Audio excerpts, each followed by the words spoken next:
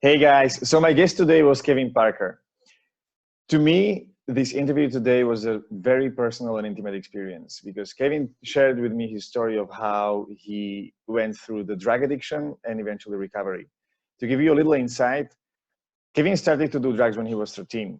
And within the next couple of years, the things spiral out of control extremely. Basically, at one point, Kevin got a seizure. All of his organs failed, as well as his nervous system. He lost his ability to talk, to move, and he was lying in coma for 3 weeks. All the doctors said that there is literally zero chance that he's going to survive.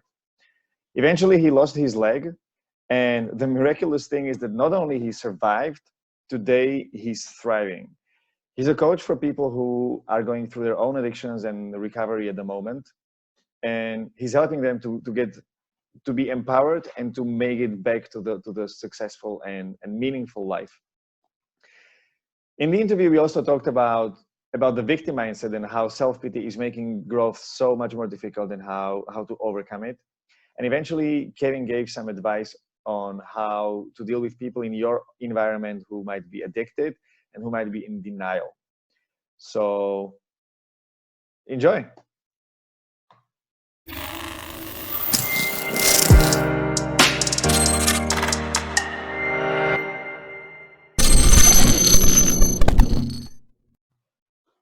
Hey, Kevin, how's it going? Doing fantastic. How about yourself? I'm pretty well, thanks. So I'm today here with Kevin Parker. I met Kevin in Tony Robbins event, which was like 3 years ago, almost like or four. Wow, time And flies. yeah, and since then, Kevin did a lot of work in self-development in his own journey, and in the meantime, he did a very significant transition towards helping others as well. So I was very touched by the personal story of Kevin when I watched some of the videos where he was featured. So I wanted to talk with Kevin on my podcast. So Kevin, I want to start with a very simple question. Can you tell about your experience and your life? And feel free to make it as long as you as necessary. I'm Okay. I'm really curious to getting to know this in detail. Okay. Well, growing up, I had a normal childhood. I came from a split family. My mother and father weren't together, but I had two families, so I looked at it as a positive. But I was always trying to fill a void because I never felt like I was enough. I never felt good enough. I was always comparing myself to other people, and I had this void in my heart, and I didn't know how to fill it. So when I came of age, I used to play sports, baseball, football. I was very good, but it just wasn't satisfying enough for me, and I was introduced to drugs. And I started smoking marijuana and drinking alcohol in about seventh grade. I used to, on the weekends, smoke a joint with my friends before I go to the movie theater, or like I would cut school very rarely in intermediate school, but we'd go hang out in the woods and drink a little bit or smoke a little bit. And at that time, I was doing great in life. I was really good in school, really good at sports. I had the world in the palm of my hands. What's the age of seventh grade? It's like 13, 14? Yeah, it's about 13. Okay. Yeah. But at this time, it was just a recreational thing. But I just didn't feel comfortable in my own skin. So I was looking for an outlet to get out. So when I got to high school, I developed a bunch of friends and popularity and all of these different aspects. But I was playing sports and I could not work for any money. So I used to smoke marijuana. So I started selling it. And I was making really good money at a really young age. I was young and dumb. So I would smoke marijuana a lot with my friends in school. I would cut school. I would party all the time. And it became a habitual habit. Every single day I would have to smoke or I'd have to drink. And it led to bigger things. Now, at my current status right now, I'm not against weed, marijuana. If you're a responsible adult, you do what you have to do and you handle your business. If you want to smoke, I don't condone it, but we're all adults. But as a kid, it kills your motivation and ambition. And I didn't realize this at the time, how much how much potential I really had. Everybody's seen it around me, but I did not because I had this inferiority complex as a kid. So I was squandering my life away with smoking weed every single day and drinking and just cruising right through school. I was in the honors class and I was doing great, but my addiction and my inhibition to want to grow in any aspect as a kid, because I was doing drugs, really hindered my growth and my potential. I eventually got kicked out of the honors class, and at this point I started to spiral out. I started doing more ecstasy and cocaine. Excuse me. What age are we talking about now? Roughly about 16 years old. I see. So I started doing harder drugs, and in high school, I got so bad that during a baseball game, I had a seizure on the field because I was doing cocaine all night. And the game was in the morning, and I woke up and I had to continuously do it because I was jonesing from the addiction. So I winded up having a grand mal seizure on the field. I had to be rushed to the hospital. It was a miracle that I don't have any brain damage from it. But this kind of became my identity. I started doing a lot of drugs, and I just got out of high school by the skin of my teeth. And I was really smart and really, really talented in sports. I should have went to a state university, maybe even a Ivy League school. I was really intelligent. I was just doing the bare minimum just to get by. I had people doing my homework. I was sleeping during class, getting high, and then I would just wake up and get 100 on the test, and it would balance out my grades. And I thought I was beating the system like I was a hot shot. But little did I know I was shooting myself in the foot. So I graduated high school, and about 6 months after I got out of high school, I got onto a head-on collision with a bus, injured my neck and my back. And this was devastating because I was very, very physical. I love to play sports. I love to be active, and it really, really took a toll on me physically. So being susceptible to doing drugs, my friends told me, you could just go to the doctor and get a pain script. So I went to a pain management doctor. They quickly, without really doing any background check, just gave me a prescription for painkillers. And I love this because it gave me the pain relief that I needed, and it gave me a killer buzz at the time. So this kept going on for a few months. I was in college, in community college at the time.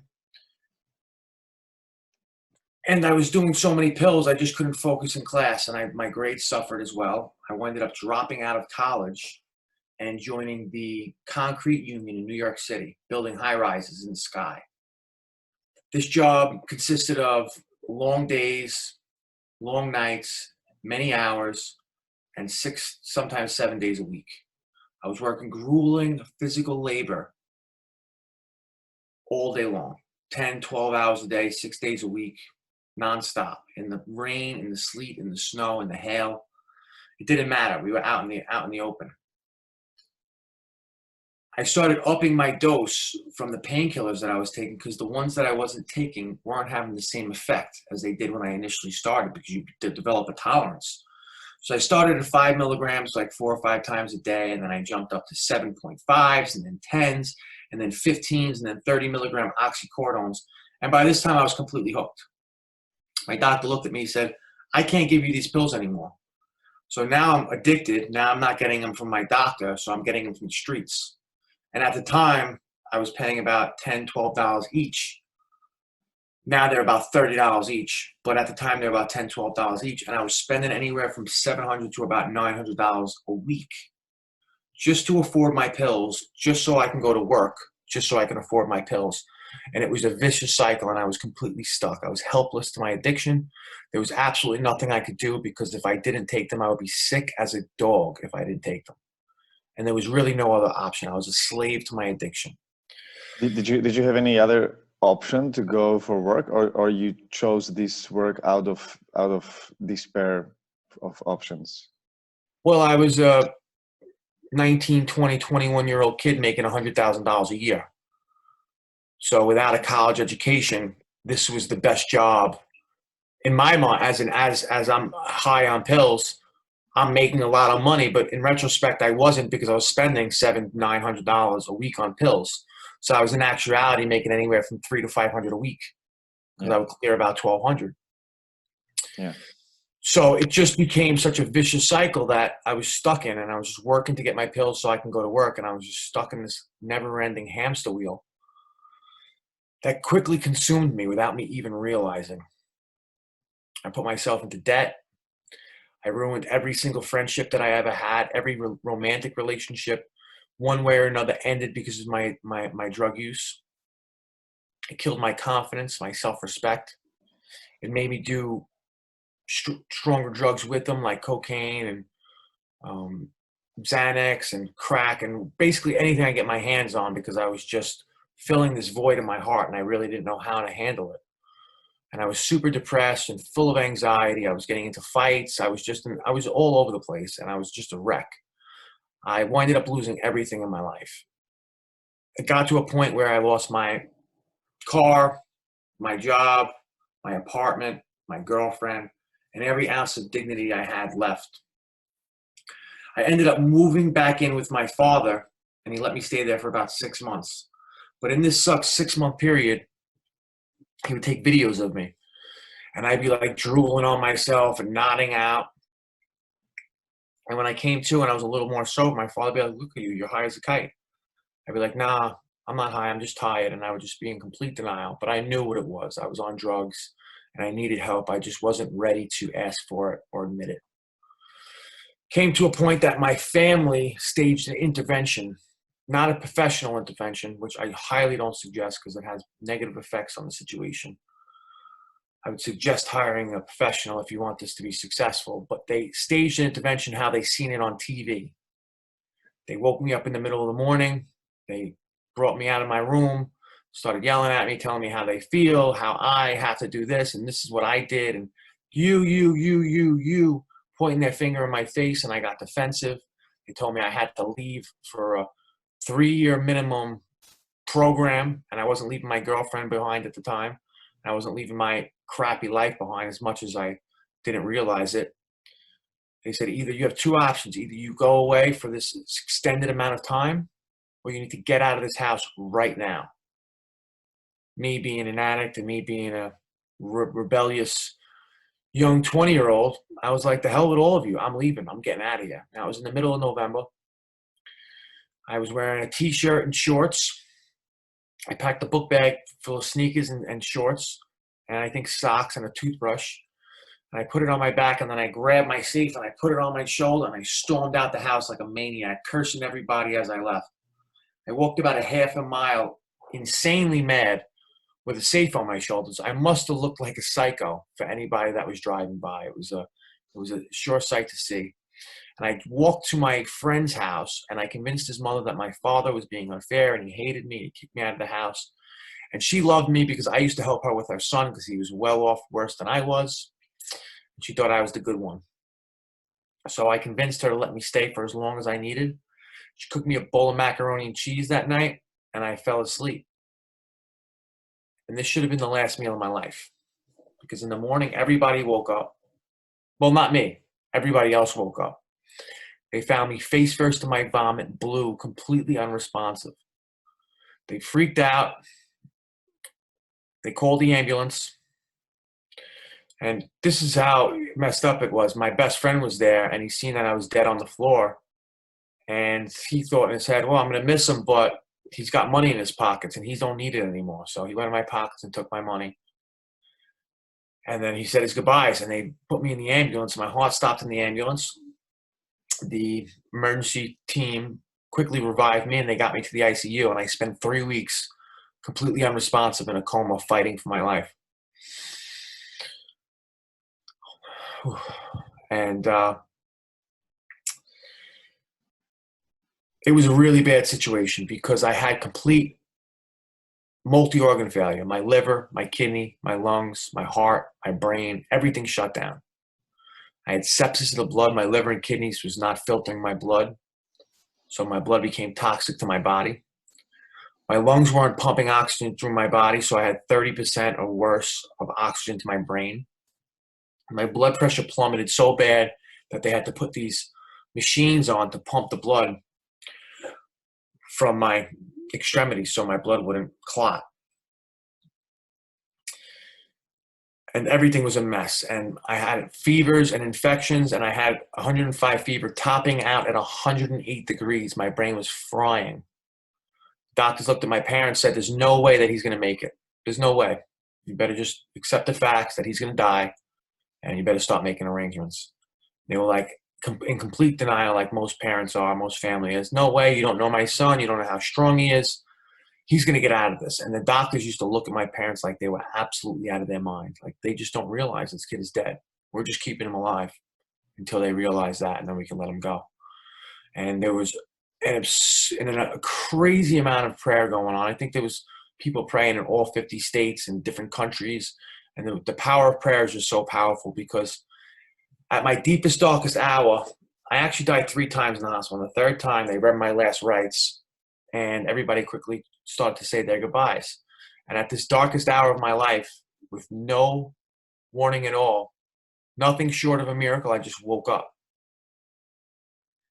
And when I woke up to my family crying their eyes out. I was hooked up to about 10 different machines, tubes in my throat, tubes in my lungs, a feeding tube, tubes in my genitals. And I was about 100 pounds soaking wet. I couldn't move my body. I couldn't even tell my mother I was sorry. And I just realized at this point that I messed up and it was my fault. I opened my mouth to go say it. And then I realized I couldn't say anything. I went to go move my hand. I realized I couldn't move. I felt like I was paralyzed. And I just remember that I don't know what I did, but this is the worst situation I could ever put myself in. And this has to be a dream, because this is just, nobody should go through this. Nobody should put anybody that they loved through this. It took me a few days to realize that this was my reality. And I used to pray to God that if I can get out of this, because I would hear things like, he's going to be completely brain dead if he survives. If he survives, he's going to lose all 4 of his limbs. He's never going to be the son you once knew. You're going to have to feed him, bathe him, change him, and he's just going to be a vegetable. And you're never going to be able to have any kind of relationship with this person. And this to me was worse than death. To be a burden on so many people and live in that agony and pain and uselessness. I was like, if this is the situation, then just kill me now. But please, God, get me out of this.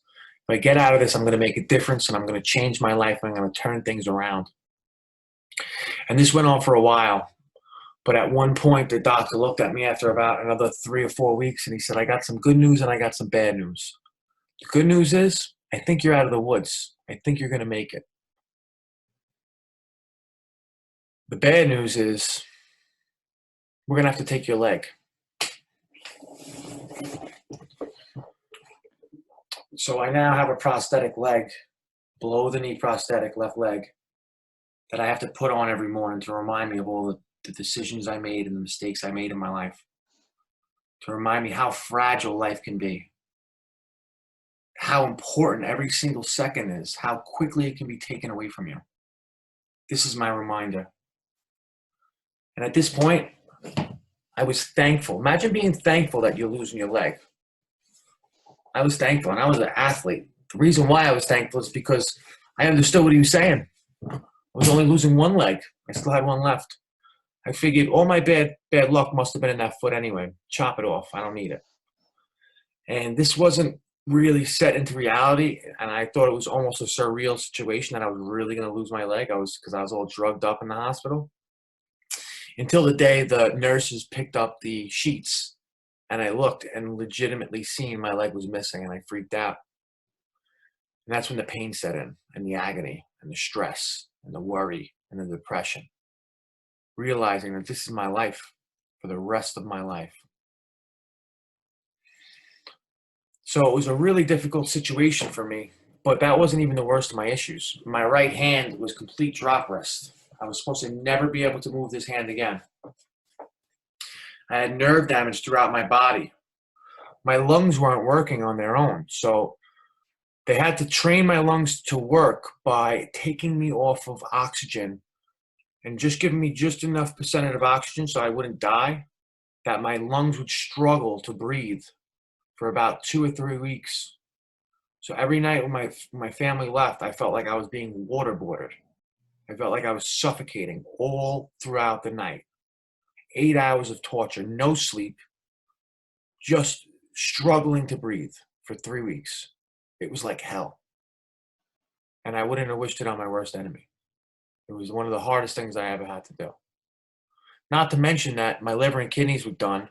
They had me on a dialysis. My body was so weak that they couldn't even move my body, or else I would have died.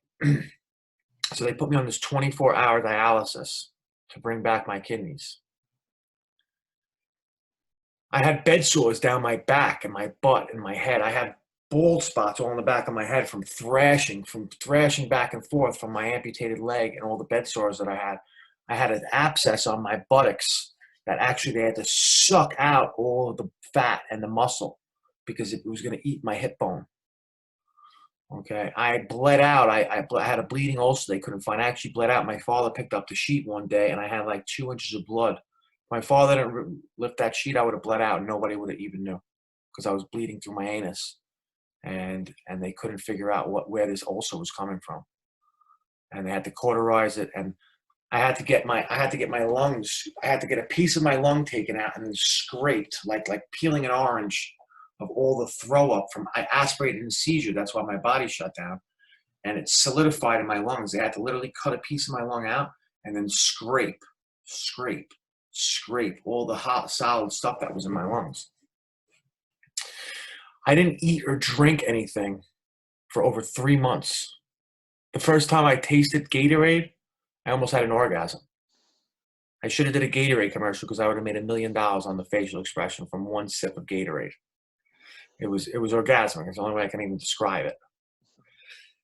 I had to learn how to walk again, talk again, breathe again, eat again, socialize again. I had to learn how to all these different walk again. I had to learn how to do all these things. I had to learn how to move my hand again. I remember I used to, you ever see the movie Kill Bill when the woman is like towing her toes to move because she's paralyzed? Yeah. Well, that's what I was doing. I was looking at my hand and saying, come on, we've been doing this our whole lives. Move. I'm not moving until you move. And when I finally got my finger to move, I was like, that's all I need to know. I know it's physically possible. So it took for about 9 months for me to even be able to move my hand. And I had complete atrophy. I had no muscle. So I had to like build up the muscle with gravity and then use soda bottles and cans and then work on bigger weights. And now I almost have all my movement. Like I just can't do certain movements completely. I can't do the middle finger or anything like that. But I still can move my hand, which is great. Thank God, because they never thought I would be able to. But it's still pins and needles. So I have difficulty. And I was a righty, so I had to learn how to do everything with my left hand. Everything. And they told me it was going to take me 2 years to learn how to walk because I was in such bad shape and I lost so much muscle and I had so many nerve issues. I was like, you know what? Don't tell me what I'm going to do. I'll show you. Within 2 weeks, I was walking without the walker, and within 3 months, I was jogging. And when I first got out of the hospital, I had to be carried up the stairs because I didn't have enough strength to get up the stairs. And it just showed me that anything is possible if you have the right motivation, if you have the right desire, if you have the right inspiration and vision. If you learn how to hack your reward systems and find ways to overcome situations, anything is possible. But not to mention, although I went through all these physical issues and challenges, I could say by far the hardest part of everything was the social and emotional challenges that I had to deal with. Because when I got out of the hospital, I was broken. I felt like half the man I used to be, literally half the man. I lost my leg, and I was like, what woman is going to want to be with a man with one leg when there's billions of people running around with two? Who's going to hire me? I'm a laborer. I'm a contractor. Who's going to hire a guy with one leg? I don't have skills. I didn't go to college. What am I going to do for the rest of my life? I've been addicted to drugs for so long. How am I going to get off these drugs? I didn't speak to anybody for 4 months. I lost all social skills. My dignity and self-respect and confidence were nilch. I had none. I didn't know what to do. The day that I got out of the hospital, and I was so excited to spend some time with my girlfriend, she broke up with me the day that I got home from the hospital. We're laying in bed and she broke up with me. And all I wanted to do was have an intimate day with her. And it was a nightmare. And which I don't blame her for doing it. I'm glad that she stuck through it, but it was traumatizing because I thought I had that when I came home. And I didn't. But I had two options. I could have either rolled over and died and wallowed in self-pity, poor me, had a pity party, or used all of these trials and tribulations and challenges as rocket fuel to ignite a passion in me and an inspiration and motivation like I've never seen before. And I chose the latter. I decided to make a list of all the things that I couldn't do, that I thought I wasn't going to be able to do, my limitations. And I sectioned them off in specific categories and least likely to do and more challenging and 3 months, 6 month, year. And I made all of these things and I made this huge list. And systematically, I checked off every single one. And I realized that if you could turn your biggest weakness into your biggest strength, you are unstoppable. Nobody can stop you. You just have to switch your perception and your paradigm. I think Wayne Dyer said this. If you change the way you look at things, the things you look at change. And that's 100% true. If I had looked at myself as a cripple or disabled, I would have been disabled. But I look at myself as a one-legged warrior. I inspire people. I motivate. I push the limitations of life. I skydive. I cliff jump. I work out. I do exercises. I can do a mean two-step with one foot. I won a sexy leg contest with a robot leg. Like, there's literally nothing that I can't do. I won a Ninja Warrior contest in the DR that nobody got to do in the pool, but I did it with one leg. And it was just so inspiring for everybody in the resort. You can literally do anything that you put your mind to. You just frame it in the right way. From this point on, I've read well over 100 self-development books. I've gotten every certification from empowerment coach to recovery coach to drug interventionist. I'm a trainer. I teach recovery coaching and life coaching. I'm a trainer. I'm a public speaker. I'm a best-selling author. I co-authored a book. It was for marketing, but it's a best-selling author. And in about 6 months, I'm coming out with my story and all the takeaways and life lessons that I learned. It's called The True Warrior Within, Transforming Challenges into a Life of Empowerment. And let me tell you, there's so much in that book and there's so many experiences, because what I've learned is people learn more through experiences than when you tell them something. Yeah. The reason why I'm so successful these days, the reason why I've been able to accomplish things, is because I learned 1,000 ways not to do it before I found the right way to do it. It was a process of elimination for me. And this is how I really led my life for a long time. But in retrospect, I would have saved myself a lot of time by just modeling other people that did it, modeling other people that went through it. So that's why I share my story. That's why I'm sharing my story here today. And I really just love connecting with people. I love helping people in recovery. I love helping people that are dealing with traumas or challenges that they just don't feel like they can surpass. And I'm here to tell you that you could do anything with the right guidance, with the right support system, with the right people around you, and the right mentality. There is literally nothing out of your reach. Wow. Thank you so much, Kevin, for sharing.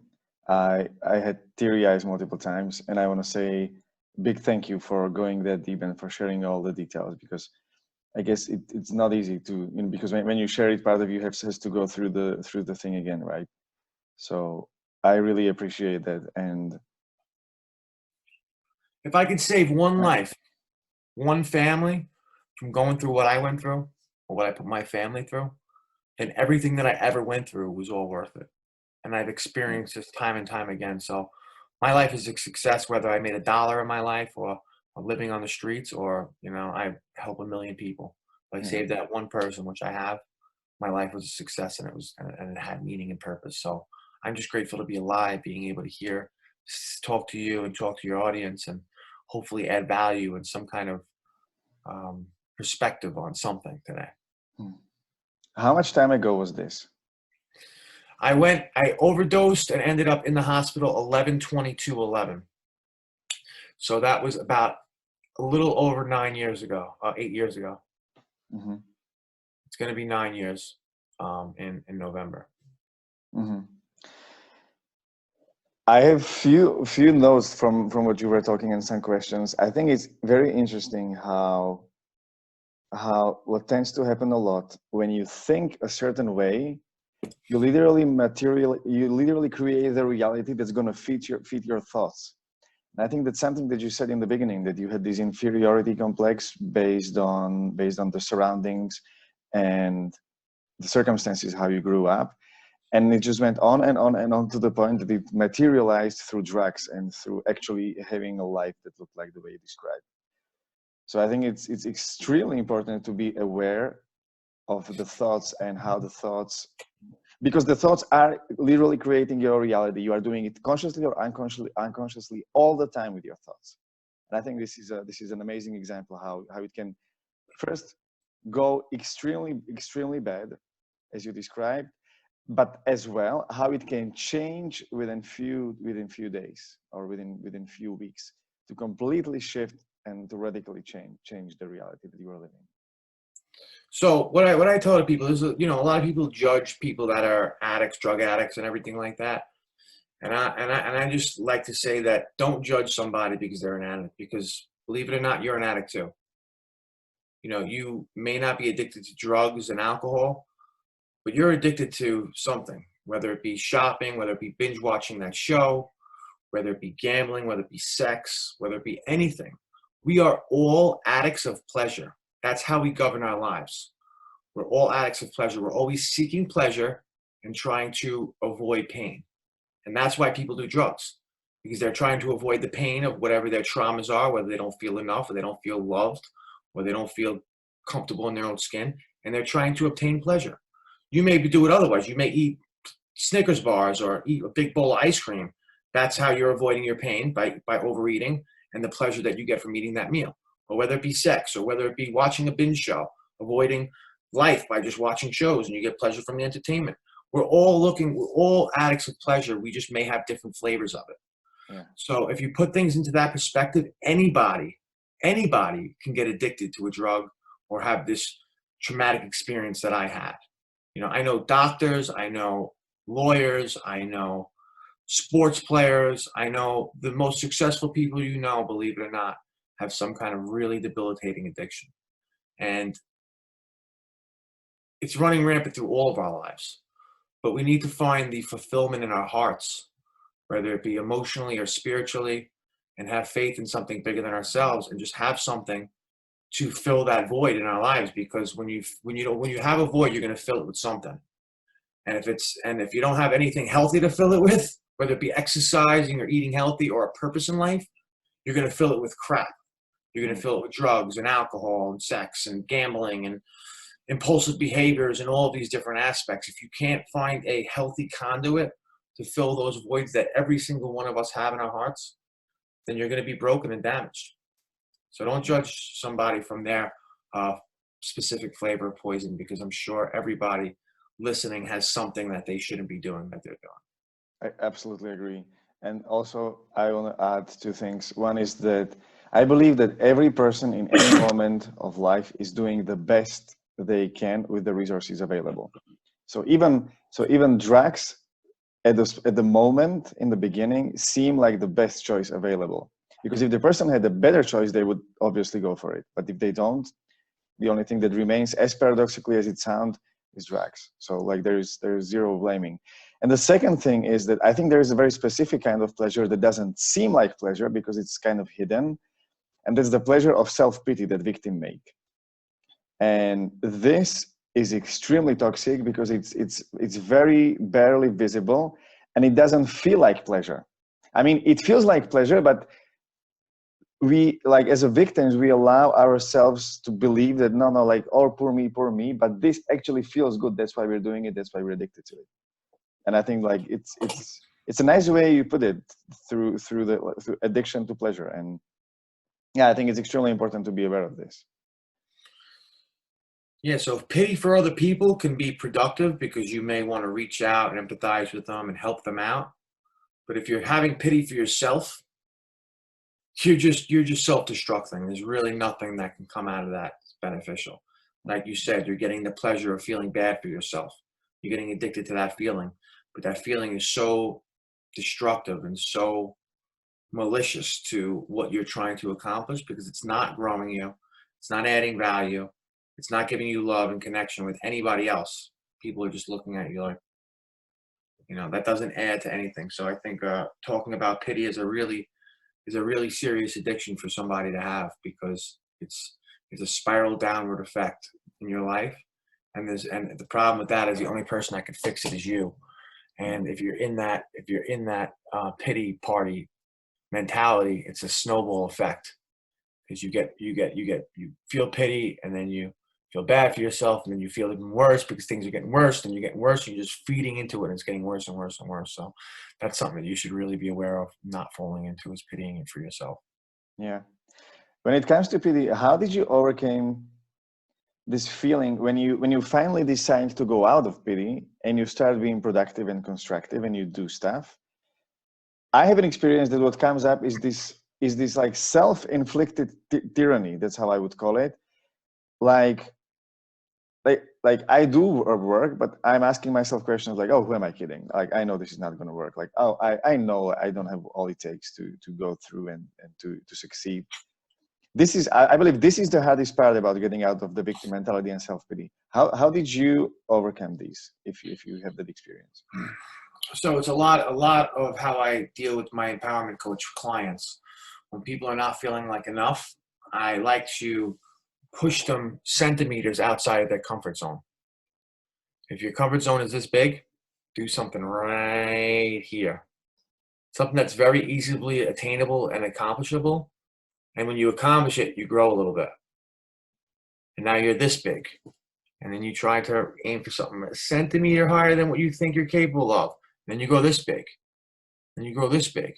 And now, before you know it, if you do one thing a day to grow yourself to a bigger comfort circle, you started the week like this, you ended the week like this. You're not the same person as you were 7 days ago.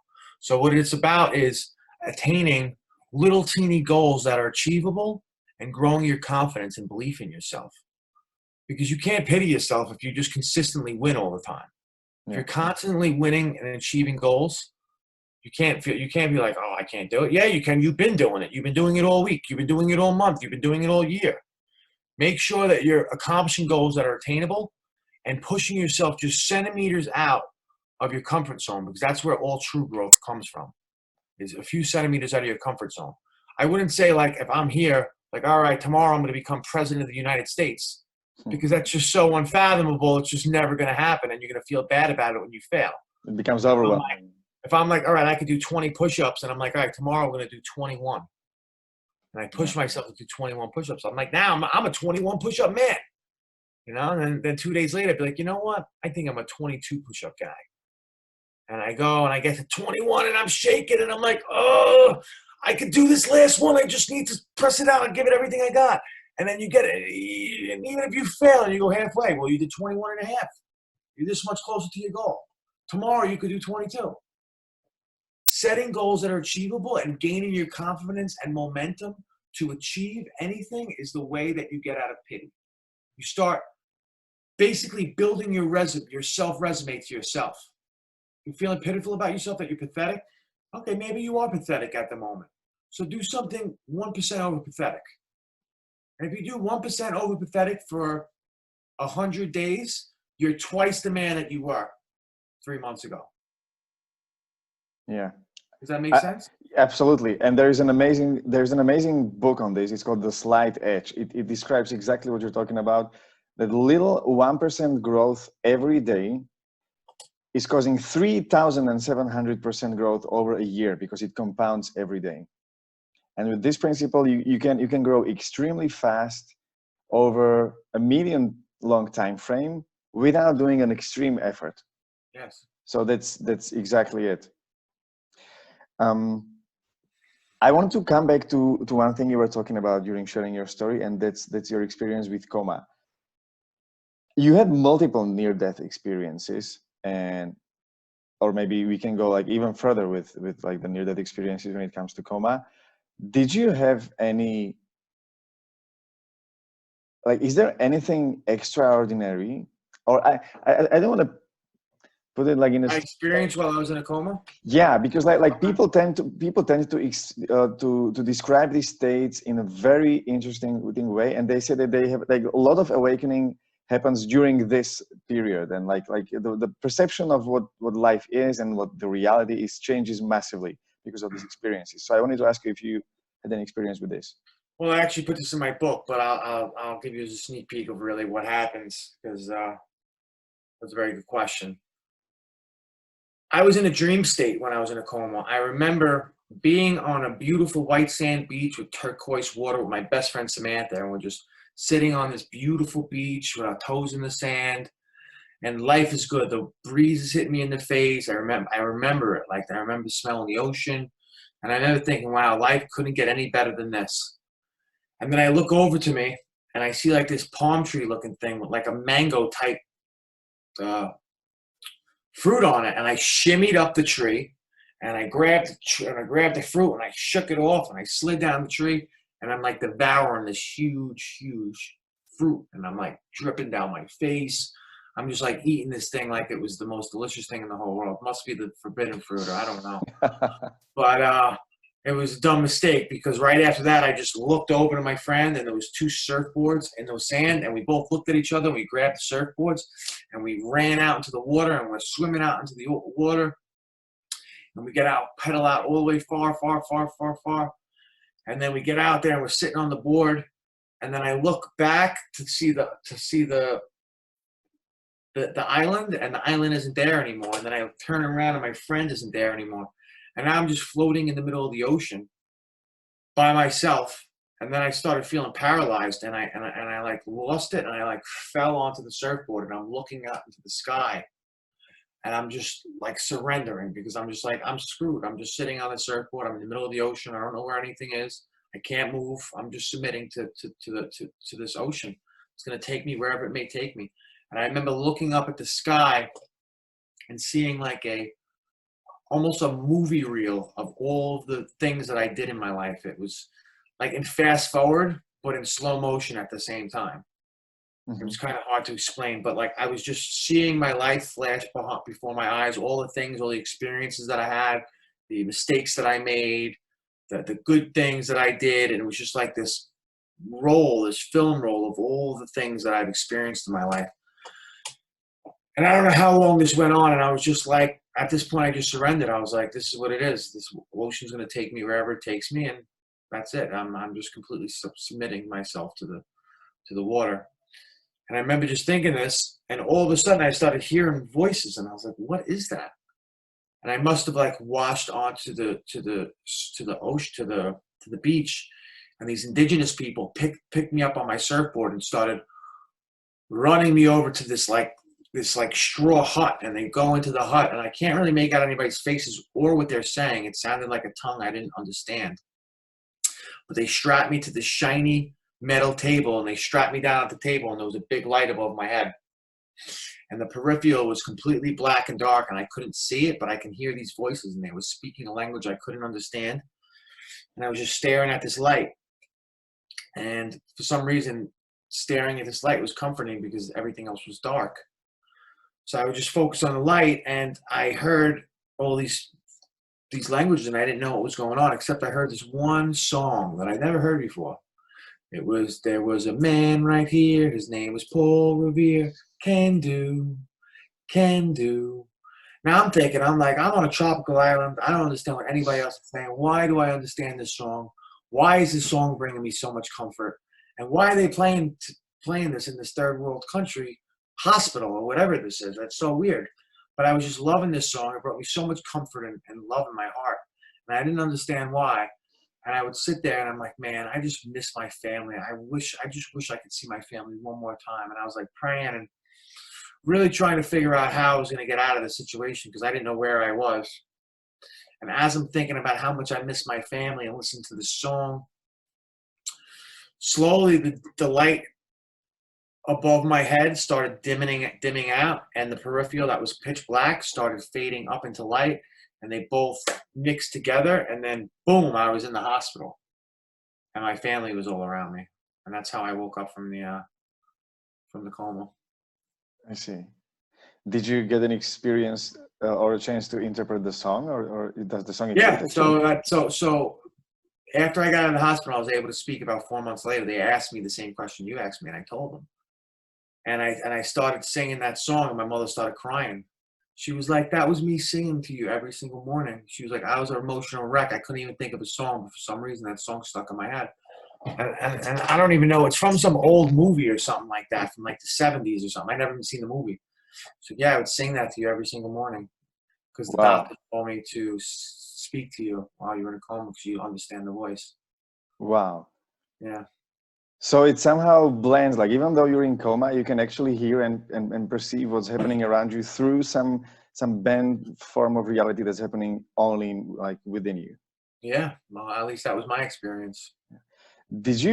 Could you say that you had a choice to leave or to stay? And you made the conscious choice to stay?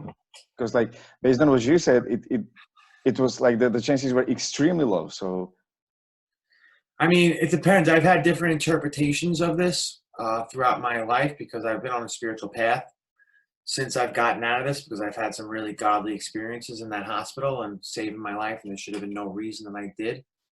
Um, but I mean, I kind of interpret it as a newfound Christian. I was into spirituality, New Age spirituality, Buddhism, and I've studied all of these different things. And when I came to what I've come to my last interpretation is that when I ate that fruit was the forbidden fruit that they talk about in Adam and Eve in the story of Thing, basically stating that I was a sinner and I was doing things in my life that I shouldn't have been doing. That's why I went out into the water for judgment when I went and watched that story reel of everything that was being showed about all the things that I did wrong in my life and all of the things. And I think I had that option potentially when I was looking at the light and the darkness in that room. And I was listening and honing on into my mother's voice that I did not want to leave Earth or life.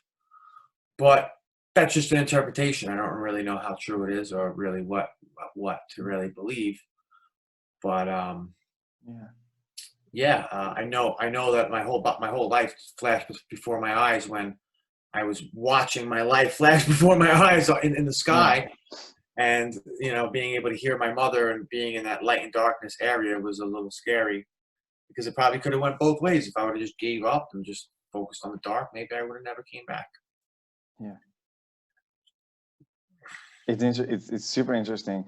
Right now, I'm reading a book called Journey of Souls, and there's a guy who is a hypnotherapist who is doing a regression therapy with their clients, and they describe something very similar that he's able to go into hypnotic states where people go actually in their past lives and they can talk about their experiences, how they died and what happened after that, like how their soul traveled to the spirit world and how it stayed in the earth. And it's questionable, like it's basically impossible to really determine if it's true or not, if he was hallucinating and wrote it from this place or if he actually had those experiences. But he describes something very similar, that people go through a place where they actually see their whole life, how it passed by, and they can see from a third person perspective neutrally what they did right and what they did wrong, so that when they go to another incarnation in the next life, they can actually see what they can do better and what they can learn. So from this perspective, you can also say that the part of you knew that if you decided to leave, you would have to come back in another incarnation and go through the same thing again. So it's kind of more practical to come back and fix it in this life. But I mean, it's just another way.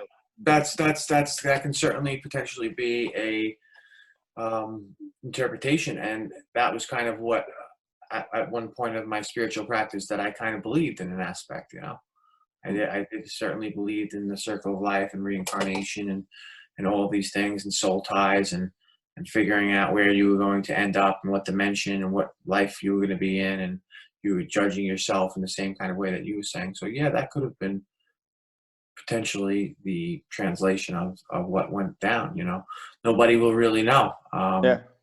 I'm kind of far removed from it now. It's been 8 years, so I can't really, but I do remember some very, very vivid memories of it. You know, being on the beach, laying on that surfboard in the ocean, being strapped to that table, the song. I remember all these things like it was yesterday.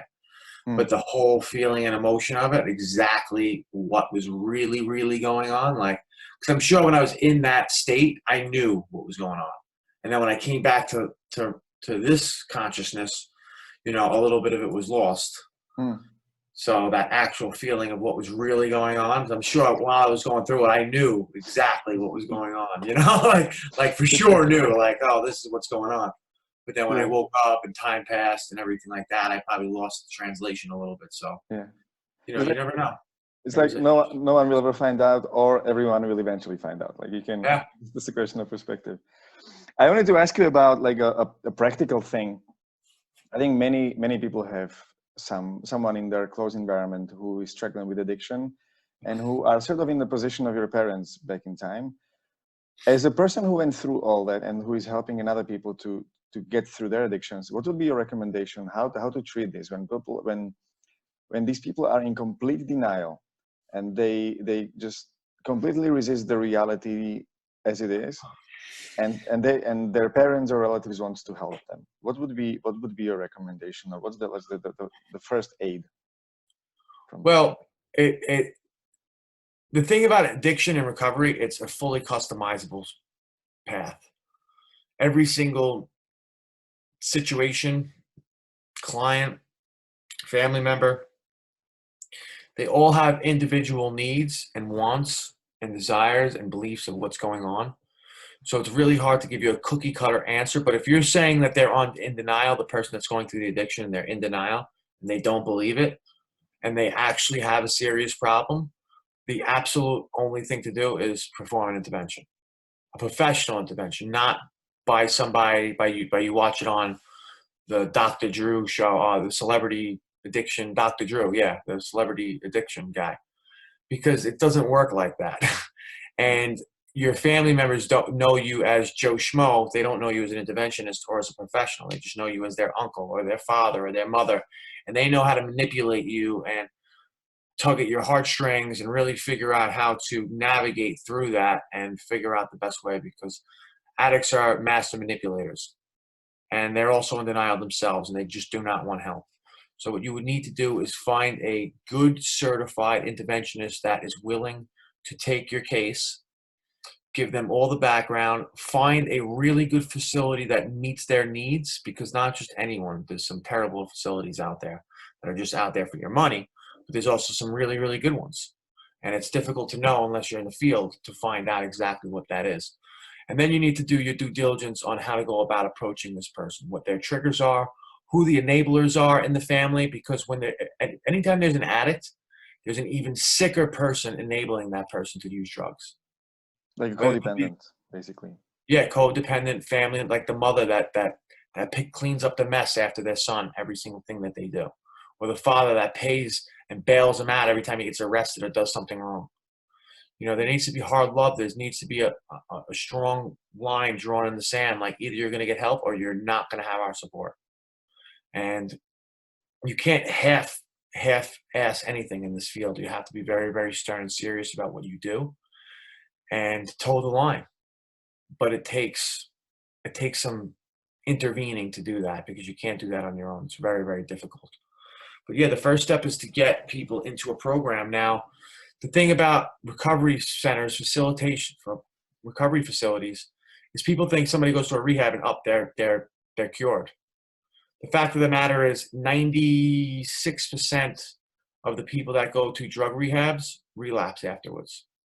And that's just the bottom line, because the fact of the matter, the real work starts when they come home to their own environment.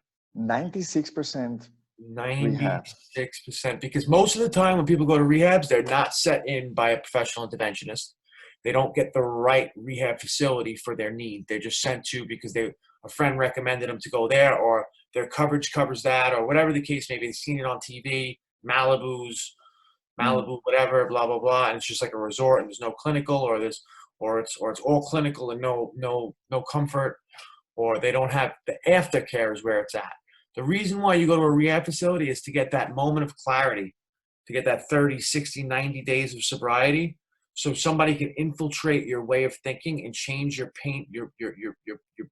thought patterns and your wiring of your brain, how you think, and the neurotransmissions between your neurotransmitters. Your brain is fried when you do drugs. It hacks into your endorphin system, your serotonin system. It just takes over all of these things, and you're giving it artificial happy chemicals, and your body stops making them. So the only way that your body knows how to get them is to do drugs.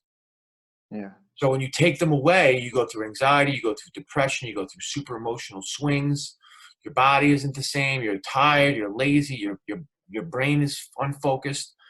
And when you get out of these facilities, you go back into the old environment that you were, and the only patterns that you know are, oh, if I do drugs, I feel normal.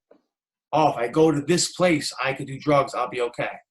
You need to disrupt these patterns and create new patterns for success. And that's why I think recovery coaching is so powerful, because it's a multifaceted, customizable approach to addiction. You know, you go as a physical, mental, emotional, spiritual, health, everything. Like, there's just a complete overhaul of your life that's conducive for success. And that's different for every single person. So you can't just like have a cheat sheet and be like, yeah, follow this and you're going to do great. Because people have different triggers, different issues, different psychological issues, different needs, different malnutritions, different amino acids that they're lacking, you know, health benefits, health-wise, exercise, social environments, career-wise, relationships. There's just so many aspects. And when something goes bad in addiction or recovery, they immediately go into autopilot, and they go into what they know is go into those regular patterns that I know and take that drug or sniff that line or take that drink, and that'll fix it. But you have to hack into these processes and change them. Yeah. And they talk a lot about that in Tony Robbins as well, as pattern interruption, until you rewire your brain for a successful pattern. Because think neurons that fire together wire together.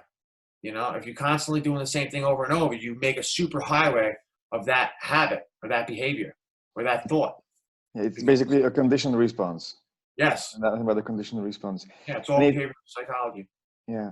So basically, for the people who go out of rehab, when they face this uncertainty of their environment, they go back to the bad, even though they know it's bad, because bad feels better than uncertain. Like the uncertainty is this thing that makes them go back to their old behavior, because that's at least familiar, right? Like, and then we say we're all pleasure addicts. Yeah. We find more pleasure in doing the things that we're comfortable with, even though we don't know, even though we know they're bad for us, than the pain of the uncertainty. Yeah. The pain of growth and the pain of change. And that's what basically it boils down to.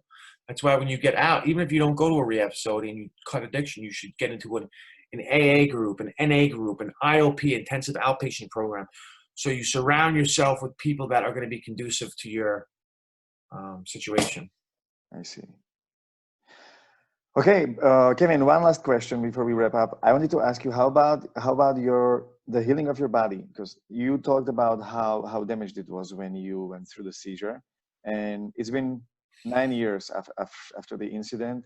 How does your body feel right now when it comes to the regeneration of the organs and blood? Well, my organs are 100% back to normal because we regenerate. As far as my nerve damage, it's still very severe. I can't walk barefoot with the foot that I have left. I get really, really bad phantom pain in the limb that's missing, which is I get sensations and itching and burning and electrical impulses in the limb that I no longer have. I have 2 herniated discs in my neck, 2 herniated discs in my back. I have sciatica, I have nerve damage. I have all these different aspects. But I feel better than I was when I was just had neck and back injuries and I was taking painkillers, because I've learned how to cope with these things and deal with these things through homeopathic, holistic practices, whether it be exercise and stretching and a super healthy diet. I mean, it's not always healthy. I eat some crap. I eat some fried foods and, you know, all that stuff. But I predominantly make sure that I get at least 1 or 2 really healthy meals in, and then I'll have a cheat meal. And then I drink a lot of water. I drink electrolyzed ionized water. I try to stay away from acidic foods. I stretch a lot. I work out a lot. I keep my mind sharp. So I take care of myself opposed to drugs taking care of me, because when you take painkillers, it's just like putting a Band-Aid on a broken leg. Yeah. You know, it looks good, it feels good for the moment, but as soon as that Band-Aid comes off, you still have a broken leg. You know? So, it blows my mind. The regeneration capacity of the body just blows my mind. If you say that your organs are 100% shape after what you described, after the seizure and after that much time of taking drugs, I'm in awe from the capacity of the body. Yeah, it's completely incredible. In fact, all of our basically every single cell in our body gets dies and regenerates within like I think like 180 days. Almost every single cell in our body is renewed and regenerated because all of our cells are constantly dying through oxidation, the oxidation process, and through regeneration processes, our new cells are being made all day long. Yeah. That's why our skin flakes. That's why our nails grow. That's why our hair falls out. It's just that's the way that it goes. And if you give your body healthy things to replenish the old, worn out, dying cells, then your body will create healthier cells to replace them. Yeah. Yeah, we're basically snakes letting go of the old skin all the time. That's exactly what we are. You know, but you want to give your body the best possible tools to make the best possible body. That's why your diet is so important, because you are what you eat. You are what you drink. So if you're eating crap, you're gonna have a crappy body when it comes back. If you're eating good superfoods, you're gonna be a Superman when you regenerate. You know, so it's all on you. Okay, Kevin, thank you very much for your time. Before we close it, I wanted to ask you, if people want to follow you or get in touch with you, how can they find you? Oh, that's a great question. Well, you can follow me on Facebook. My name is Kevin Parker. Instagram, it's the One-Legged Warrior, the True One-Legged Warrior, underscores underneath each word, between each word. Or you can reach me at my website at truewarriorsuccess.com.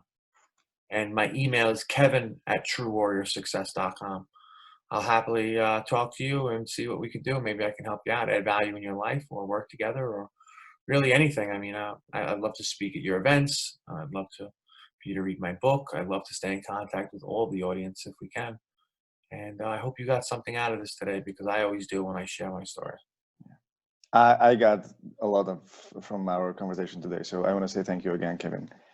So I wish you a lot of success in your efforts, and hope to talk to you soon. Thank you. Have a great day. You too. Bye-bye.